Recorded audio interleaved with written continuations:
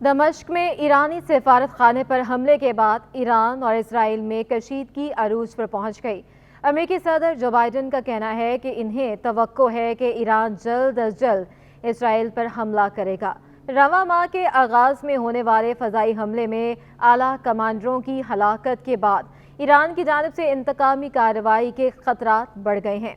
خیال رہے کہ اسرائیل نے شام میں ایرانی قونصل خانے پر حملے کی ذمہ داری تو قبول نہیں کی، تاہم بڑے پیمانے پر یہی سمجھا جا رہا ہے کہ اس حملے کے پیچھے اسرائیل کا ہی ہاتھ ہے۔ دو امریکی عہدیداروں کے مطابق ایران کا ممکنہ حملہ جلد ہو سکتا ہے۔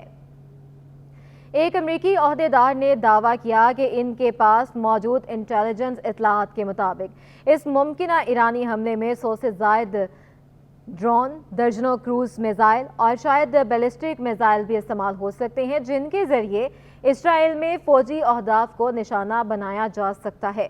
ادھر اسرائیلی میڈیا نے رپورٹ کیا ہے کہ اسرائیلی وزیر اعظم بنجمن نیتن یاہو نے ایران کے ممکنہ حملے کی تیاری کے لیے سینئر حکام سے ملاقات کی ہے اور اسرائیل نے تصدیق کی ہے کہ وہ دفاعی اور جارحانہ طور پر تیار ہے۔ صدر بائیڈن نے ایران کے نام پیغام میں کہا کہ وہ ایسا نہ کرے۔ ان کا کہنا تھا کہ ہم اسرائیلی دفاع کے لیے وقف ہیں،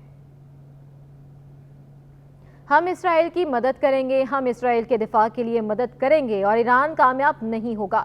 خیال رہے اس سے قبل امریکہ نے ایران کی جانب سے ممکنہ حملے کے خطرے کے پیش نظر اسرائیل میں موجود اپنے سفارتکاروں پر سفری پابندیاں عائد کر دی تھیں۔ امریکی سفارت خانے نے کہا ہے کہ انہوں نے اسرائیل میں موجود اپنے سفارتی عملے کو تنبیہ کی ہے کہ وہ یروشلم اور تل ابیب کی علاقوں سے باہر سفر کرنے سے گریز کریں۔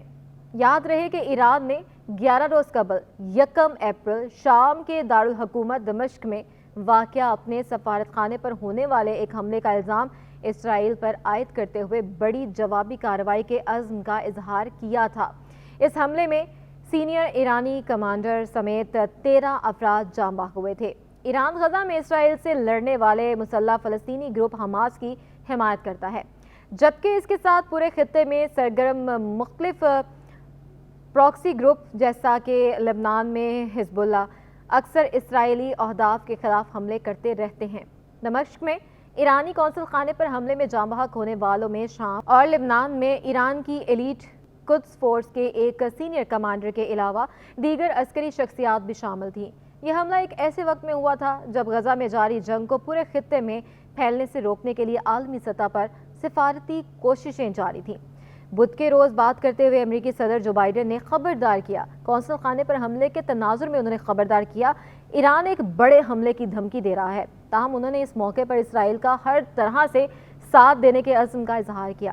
دوسری جانب اسرائیلی وزیر اعظم بنجمن نیتن یاہو نے بھی کہا ہے کہ ان کی حکومت کسی بھی سیکیورٹی چیلنج سے نمٹنے کے لیے پوری طرح تیار ہے۔ اسرائیلی وزیر اعظم نے یہ انتباہ بھی کیا کہ اسرائیل ہر ایسے ملک کو نقصان پہنچائے گا جو اسے اسرائیل نقصان پہنچانے کے در پہ ہوگا۔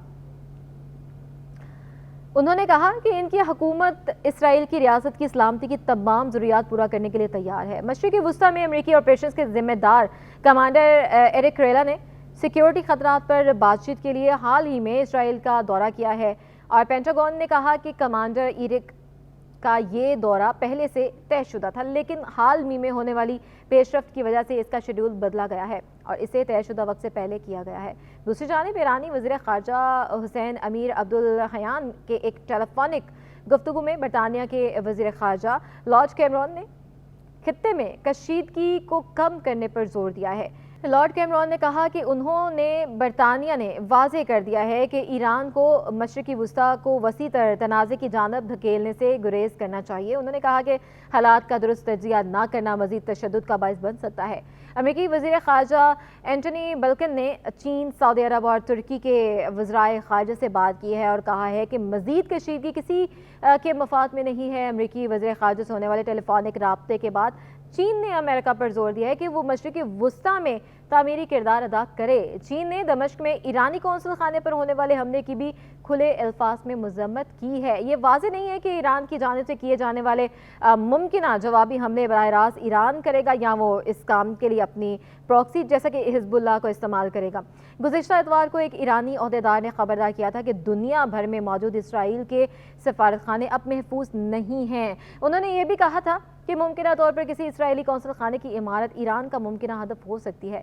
اسرائیلی وزیر دفاع یو گینٹلنٹ نے کہا ہے کہ حال ہی میں اپنے امریکی ہم منصب سے بات کرتے ہوئے انہوں نے یہ واضح کہا ہے کہ اسرائیلی سرزمین پر کسی بھی براہ راست ایرانی حملے کے نتیجے میں مناسب رد عمل دینے کی ضرورت ہوگی۔